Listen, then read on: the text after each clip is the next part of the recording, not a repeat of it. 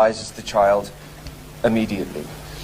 Okay, so as I said, trauma began in the womb of the trauma begins in the womb of the mother, and then the child is then taken away from the mother immediately, and then there are a number of different ways to traumatize, to split the mind of the child so that it creates alters, maybe like a honeycomb, a beehive honeycomb.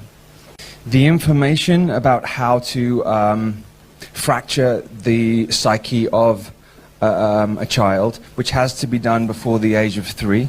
If it's done after the age of 3, it doesn't have the same effect. So it has to be done before the child is 3 years old. Okay. There are a number of different ways to do it. One of the most efficient ways, which is 99% used in fracturing the mind, is electric shock treatment. This information is not new information. I think some people believe that this information was around and just began in the Second World War. It didn't, in fact, begin then.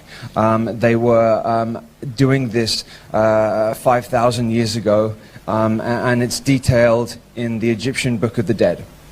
What I'm trying to explain is the reasoning behind doing that. The reason behind fracturing the mind is so that when the mind is fractured through trauma, whether it is sexual trauma, whether it is physical trauma, violence, the mind fractures itself and creates an amnesiac barrier around that, so that you don't have to keep reliving the experience over and over again.